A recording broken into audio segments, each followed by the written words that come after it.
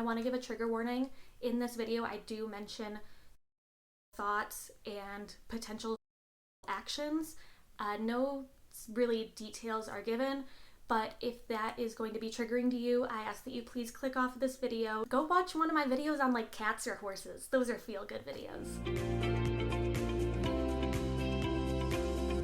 Hey everyone, welcome back to my channel. So today's video is going to be a little bit more on the serious side. I've had a few on the lighter side, and while I did have a good time in my treatment, and those are the aspects that I like to look back on, I don't want you to think that it was so easy breezy and great for me. There were so many rough times. I want to show you a little bit of that reality and what I went through to get where I am today. It took me months and months to finally get my act together. I don't want to share too many specific details because those are private and I'd like to keep them private. But while cleaning out my apartment, I found these two notebooks, which this is the one I kept while I was at wilderness therapy, and this is the one I kept while at my residential treatment center. And I sat for hours reading all my entries. So today I'm going to be sharing some of the entries from the journal while I was at wilderness therapy. You can see I was there from, can you see that? December 30th, 2013 to January 11th, 2014. And then I got to my residential treatment center the day after that on January 12th. I'll just kind of give you a quick overview. There is there's just a lot of writing in there. So most of these entries are actually emails to my parents. They didn't have us write snail mail because we were in Hawaii and it would take so long to get back to like the mainland. So we could write emails, but they didn't really want us just sitting at a computer typing up for hours. So we'd have to handwrite them first, and then a staff would check that we handwrote the whole email, and then we could go and type it up. So I have a few emails to my parents and a couple of journal entries. So you'll notice while I'm reading some of these that my mind, I was on an emotional roller coaster for the 12 days that I was there. I changed my mind like that. And unfortunately, that's something that's common for a lot of people. You know, you're like, I had a revelation. You're like, I'm never gonna get better. And it just goes back and forth, and that really shows in these journal entries. So I'm just gonna be reading some excerpts because like this first email letter that I wrote is 6 pages long. I've picked out some little parts, I've changed names and taken out some details. I'm also going to type them up and put them on the screen because I'm a very visual learner, not so much an audible learner, so that way you can listen or read them. If you haven't already, go check out my video on my experience in wilderness therapy and kind of getting sent to my residential treatment center, the journey that I took to that. So I arrived at night on December 30th, 2013.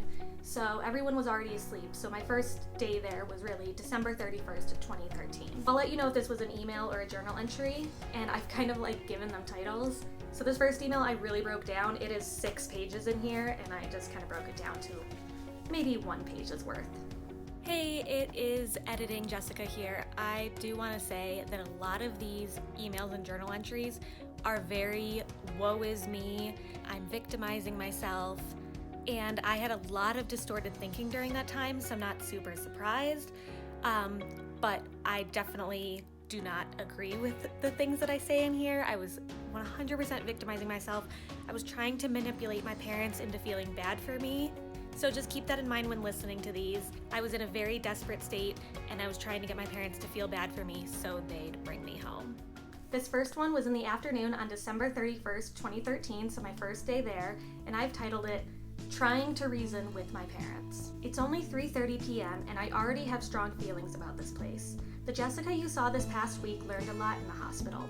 I learned that being stubborn doesn't get me anywhere. Side note, little did I know it would take me a much longer time to actually learn that lesson. Last night, I drifted in and out of sleep, but from what I recall, I'm fairly sure I was awake the entire time. It's hard to tell when you have no idea what time it is. After lunch today, we had group therapy. There are only 5 other kids in the program, 3 on the last stage and 2 others with me on the first. I'm scared because the 3 kids who have been here for months seem so unhappy. When I was at the hospital, you could tell who was new and who had been there a long time. I also wrote that I prefer hospital food. I had a meeting with my therapist and told her how uncomfortable I am here. It is so hard for me to write this letter because it feels like I'm letting you guys down. What I'm saying is, I'm not happy here and I don't think this was the place for me to be.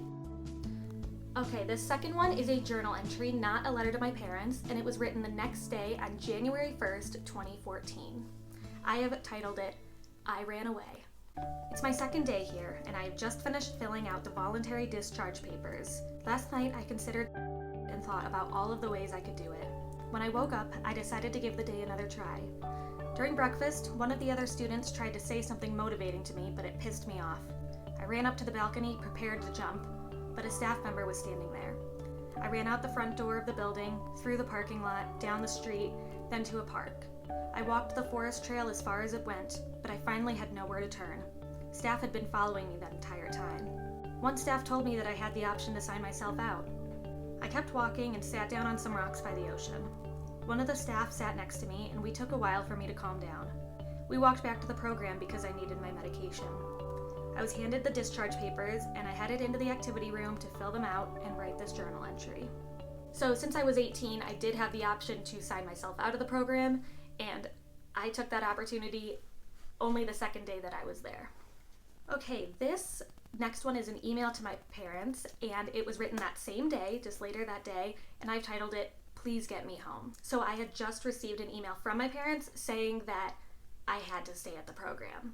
Mom and Dad, as soon as I read your response, I broke down in tears. I fully hear what you guys are saying, and I respect you so much for believing in me. But you are aware of how scared I am of abandonment, and that's how I feel here. I feel so far away from you two, and being this far away makes me appreciate you so much more than I already did. I'm not sure if you have heard, but I've decided to check myself out of this program. You may or may not support me in my decisions, but this is far too much to hit me with at once, and I simply cannot stay here. I'm aware that this decision may result in serious consequences, but I really need your help. I need a plane ticket back home. My biggest fear is that you two will be mad at me, because I need you both in my life, and I can't bear the thought of letting you down. I will get a job and pay you back for the plane ticket. I am so sorry that I did this, but I feel I had no choice. I just couldn't stay here. I'm not ready to face a fear this large. So this next part's where it actually gets kind of, not funny, but it just kind of gave me a good chuckle. This next one was written on January 6th, so 5 days later, and I've titled this one, Things Are Looking Up. I want to thank you guys for making me stay here. The transition was one of the craziest and hardest things I've ever done. On Thursday, I moved to the second stage of the program, which typically lasts about a month. There, I will have more alone and quiet time. The first stage is just to get us adjusted to the program. And then I wrote a bunch about some activities that I had been doing. I've been trying so many new things. Of course, there are things that I don't enjoy, but each day gets easier and I can't wait to move on in the program. 2 days later, on January 8th, is when I got kicked out of the program for being physically aggressive with another student. And this last one is a journal entry written on January 11th, 2014. So this was, I believe, the morning of the day that I left to be sent to Utah. I never expected to become this child, the one who gets sent away to programs, getting kicked out one after another. Many won't believe me, but hitting that girl wasn't an attempt to get kicked out of here. It was an attempt to take my anger out on her. I'm glad I'm leaving. This place is a load of bullshit. Hopefully this place in Utah won't make me want to rip my hair out. Spoiler alert, it did. So I kind of wish I had journaled every day through that. I'm not really sure why I didn't. Obviously it's too late now. I kind of have vague memories about what's happening. I do remember going through this period for a few days where I was actually really happy and I was completely embracing the program and doing great. And again, it was just an emotional roller coaster, and what happened, but ultimately I was sent to my residential treatment center in Utah and everything worked out. But I don't know if you could tell, but I can also kind of see it in my handwriting. The handwriting that I have, I normally have pretty good handwriting, and the handwriting that I have in here, I can tell I was crying as I was writing them. I was miserable. I was so miserable. And it's hard to think back to that time, but it needed to happen. I'll definitely be keeping this journal as a memory. I don't see myself throwing this away ever. I think it's a really good memory of what I've been through. And let me know in the comments below if you want me to read some excerpts from my journal that I kept at my residential treatment center. There are quite a few milestones in here. I also went on an emotional roller coaster in this. I get a few laughs from reading this one. Thank you so much for watching. If you have any questions, comments, or video ideas, please leave them down in the comments below, and I will see you in my next video. Bye!